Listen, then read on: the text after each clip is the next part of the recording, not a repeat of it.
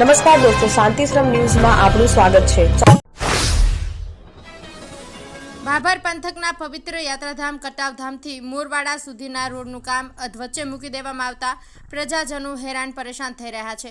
કોન્ટ્રાક્ટરની અધિકારીઓ સાથેની સાંઠગાંઠના કારણે વહીવટી તંત્રની નઘરોળ નીતિથી વાહન ચાલકો ત્રાહિમામ પોકારી ઉઠ્યા છે। આવા પ્રજાજનોની હેરાનગતિને અવગણતા કોન્ટ્રાક્ટર સામે કાર્યવાહી કરવામાં અધિકારીઓ કેમ પાછી પાની રાખી રહ્યા છે, જેને લઈને પ્રજામાં અનેક સવાલો ઊભા થયા છે। મહિલા વર્લ્ડ કપ 2025માં 52 વર્ષના મહિલા વન ડે વર્લ્ડ કપના ઇતિહાસમાં પહેલીવાર ભારતીય ટીમે ટ્રોફી જીતીને ઇતિહાસ રચ્યો છે। ફાઇનલ મુકાબલામાં સાઉથ આફ્રિકાની ટીમને 52 રનથી હરાવતા ભારતીય ટીમને ઇનામોની વણઝાર। મહિલા વન ડે વર્લ્ડ કપમાં વિજેતા ટીમને 39.55 કરોડ રૂપિયાનું ઇનામ આપવામાં આવ્યું છે, જે 2022ના વર્લ્ડ કપ કરતાં 4 ગણું છે। 2022 મહિલા વન ડે વર્લ્ડ કપમાં વિજેતા ટીમને 11.65 કરોડ રૂપિયાનું ઇનામ અપાયું હતું। આ વખતે વન ડે વર્લ્ડ કપમાં મહિલા ટીમને પુરુષ ટીમ કરતાં પણ મોટું ઇનામ મળ્યું છે। 2023 પુરુષ વન ડે વર્લ્ડ કપમાં વિજેતા ટીમને 33.31 કરોડ રૂપિયાનું ઇનામ આપવામાં આવ્યું હતું। વિજેતા ટીમોને અપાયેલા ઇનામો: વિજેતા ટીમને 39.55 કરોડ, ઉપવિજેતા 19.77 કરોડ, સેમીફાઇનલમાં હારનારી ટીમ 9.89 કરોડ, ગ્રુપ સ્ટેજ જીત 30.29 લાખ, પાંચમું અને છઠ્ઠું સ્થાન 62 લાખ, સાતમું અને આઠમું સ્થાન 24.71 લાખ, તમામ ટીમો 22 લાખ।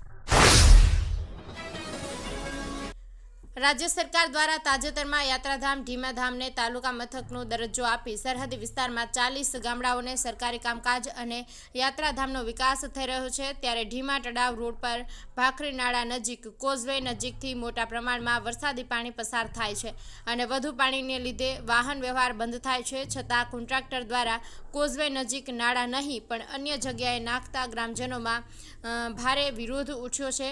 રવિવારે ઢીમા સરપંચે કામ બંધ કરાવ્યું હતું, જો કે રાજકીય વગ ધરાવતા કોન્ટ્રાક્ટરે જેમ કામ થાય છે એમ જ થશે એવું કહીને કામ ચાલુ રાખ્યું હતું। ઢીમામાં વર્ષોથી વરસાદી પાણી ભરાય છે, જો કે આ અંગે સ્થાનિક લોકોએ કોઝવે પર પુલ અને બને એવી મુખ્યમંત્રી સુધી લેખિત રજૂઆત કરી છે। ઉપર નાળા નોચી અને રાતોરે નાળો નાખવાનો છે પાછો છે તે સીધો કોન્ટ્રાક્ટી મોનમાં તૈયાર દીધું ભાઈ, તમે નોંધાવું છો કે આવી શકો છો, મારું કામ હું કરવાનું જ છું।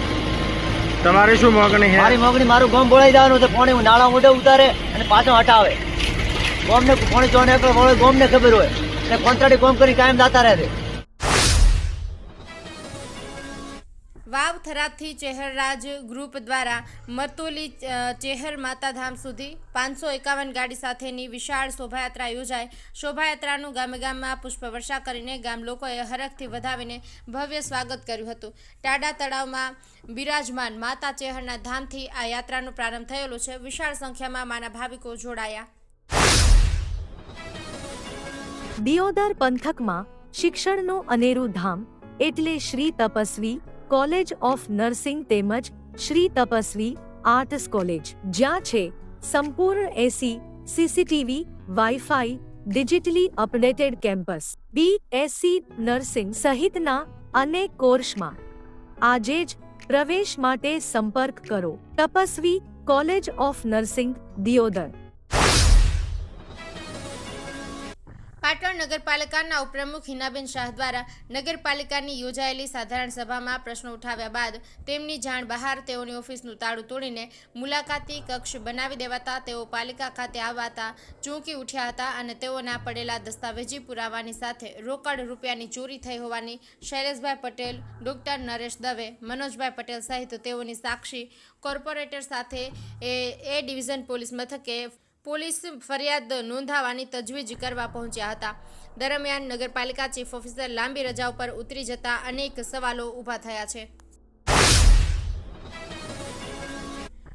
બનાસકાંઠા જિલ્લાના જૈનોના પવિત્ર યાત્રાધામ ભીલડી મધ્યે શ્રી કેળવણી મંડળ ભીલડી દ્વાર મંડળના પ્રમુખ પ્રવીણભાઈ એસ શાહના દાન અને સહયોગથી નવીન વિદ્યા સંકુલના મુખ્ય પ્રવેશદ્વાર નિર્માણ થવા જઈ રહ્યું છે, જેનું શુભ મુહૂર્ત કરવામાં આવ્યું। આ પ્રસંગે મંડળના ઉપપ્રમુખ કાંતિલાલ માળી, મંત્રી દિનેશભાઈ બારોટ, સહમંત્રી મુકેશભાઈ ઠક્કર, આચાર્ય રમેશભાઈ પટેલ, આનંદભાઈ ત્રિવેદી, અશ્વિનભાઈ સહિતના કેળવણી મંડળના સદસ્યો, ગ્રામજનો, શાળા પરિવાર હાજર રહ્યા હતા।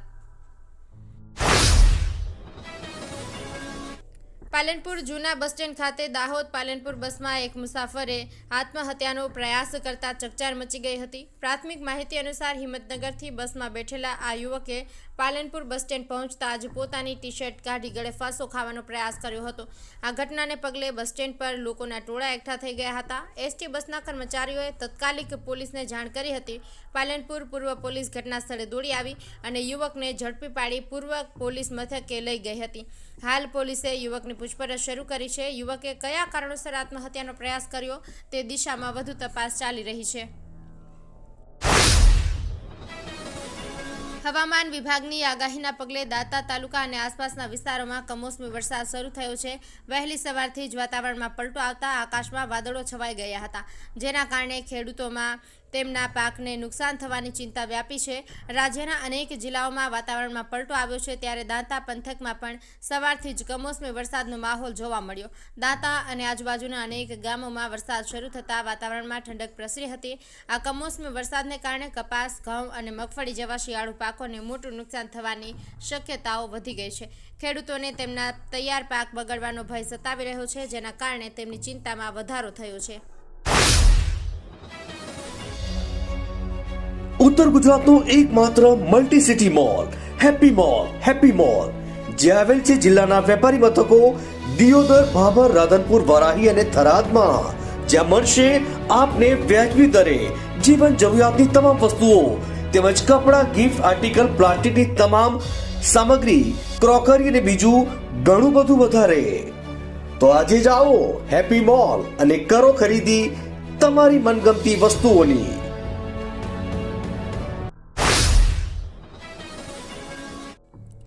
ગુજરાત સરકારના વનમંત્રી અંબાજી મંદિરે ધજા સાથે પહોંચ્યા હતા. તેમણે ભક્તો સાથે સંઘમાં જોડાઈને માતાજીના દર્શન કર્યા હતા. આ પ્રસંગે તેમણે કહ્યું કે શક્તિપીઠ અંબાજી 1600 કરોડના ખર્ચે વિશ્વ કક્ષાનું યાત્રાધામ બની રહ્યું છે.